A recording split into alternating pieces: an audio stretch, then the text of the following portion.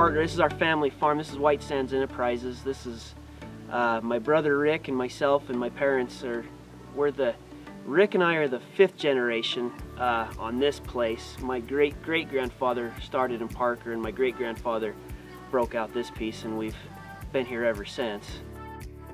So we're a cow-calf to finish operation on the cattle side, and that's been a significant part of our operation. We run everywhere from Island Park to Teutonia to back here in St. Anthony. On the farm side, we do forage, corn silage, alfalfa. We'll do some triticale for cover crops, wheat and barley for cereal grains, as well as alfalfa. And then we're a potato farm also. So we have a partnership in a warehouse in Thornton.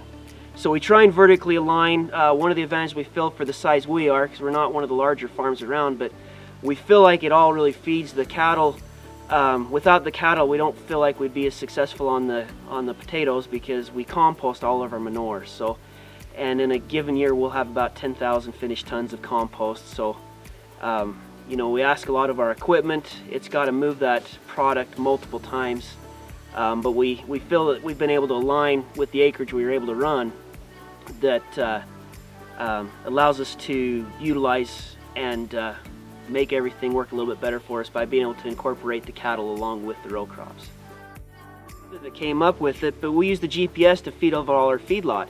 We've had issues. We've got modifications on our mixer that allow us to reach out and feed in the field, but that's also something that then becomes a hindrance sometimes with the feeder. And we've had operators actually tear the whole thing off before. When Rick, my brother, started mapping out and using GPS to feed our calves, we felt like our loss on feed's gone down because we're putting the feed in the right place at the right time, and we don't worry about if we put a new guy or a new feeder. That's one less thing we have to worry about, is tearing down the equipment or tearing down the corrals. We last year invested in a implement steer with a Lockwood planter, and that was huge for us because by incorporating the implement steer and we were able to go away, we don't have to do custom mark out anymore, and we felt like our efficiency was better. You know, we didn't have issues with green stems, we didn't have issues with tear out on the guest rows, because everything was just right where it worked out just as they said it would, which was very pleasing to us to actually be able to get delivery on what we asked for. Because we're literally the last farm until you hit the St. Anthony sand dunes. All we have is sand. What we think is heavy clay, other people think is sandbox sand. So we go from blow sand to sandbox sand in this country. But we've got some fields that we've been working on. As you can see, the row track behind us. This has been a huge investment. We've known for a long time that we've needed to have the advantage of the track tractors.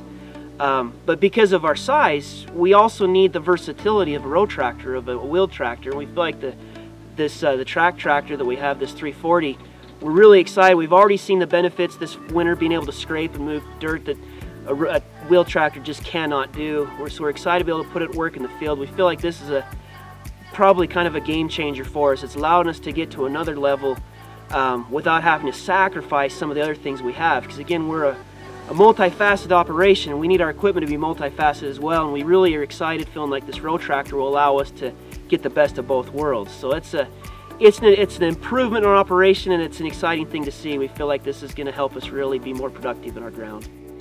The other thing I'd mention about working with Case and Pioneer is, you know, again, like I mentioned, our equipment, it goes straight from the field to the feedlot, and it gets run on Christmas, it gets run on Thanksgiving, and we're just like everybody else. You know, preventative maintenance is key, and we try and keep up on all that, but there's nothing worse than on a weekend or a holiday when you're the lone man that's going to do all the work, and there's hungry mouths looking at you and the equipment doesn't run. And in our minds, that's a combination of the quality of equipment, but even more so the quality of the people we work with. Being able to, if we do have issues, and we all as a team work hard to make sure there aren't, but knowing no matter what day or what time it is that you've got a team that backs you up and is willing to drop things, it's a real frustration when it's a blizzard and it's cold. There's cows to be fed, and you've got an equipment problem, and all you hear from your support is, well, we can deal with you on Monday. The cows won't hold off, and we can't hold off. So we need people that understand what we do and what our needs are, and are willing to work with us to try and find a solution so that the health of our animals and the health of our crops is always foremost, and we feel like we achieve that working with the partners we have with Case and with Pioneer.